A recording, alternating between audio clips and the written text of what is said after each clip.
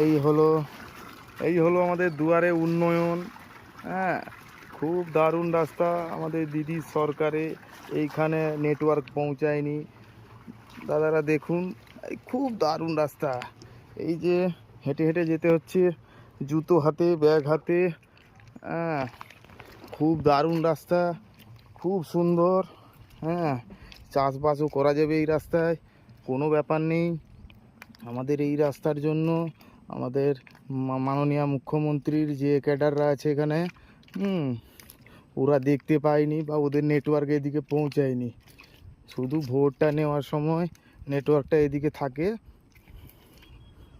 এই হচ্ছে আমাদের রাস্তা, এই হচ্ছে আমাদের গ্রামে গ্রামে উন্নয়ন প্রকল্প। খুব ভালোভাবে চলছে আমাদের উন্নয়ন।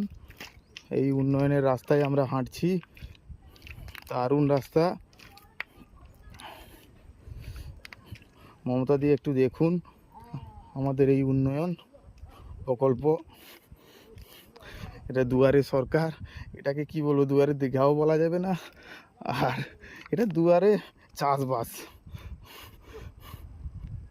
খুব সুন্দর রাস্তা। রাস্তাটা পুরোপুরি আমি ভিডিও করছি আমি। এই এটা ভিডিওটা আমি আপলোড করব একটুক্ষণ পর।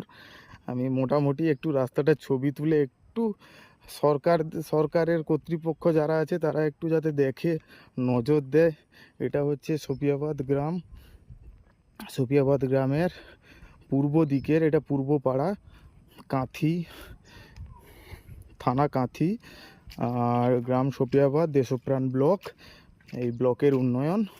সফিয়াবাদ বাজার থেকে পূর্ব দিকে রাস্তা, খুব ভালো রাস্তা আমাদের। এটা হচ্ছে পূর্ব মেদিনীপুরের, হ্যাঁ, এই কাঁথি থানার অন্তর্গত দেশপ্রাণ ব্লকের উন্নয়ন। দারুণ উন্নয়ন হয়েছে। দেখে যান রাস্তাটা। এই রাস্তায় যদি মহিলা ডেলিভারি পেশেন্ট যদি অসুস্থ হয়, তাহলে তাকে কি করে নিয়ে যাবেন? কাঁধে করে না চ্যাংদোলাই করে? হ্যাঁ, 95-এর রাস্তা মনে হয় ভালো ছিল, মনে হয় এর থেকে ইট ফিট ছিল একটা দুটো, সেটা ঠিক ছিল 95-এর আগেটাকে।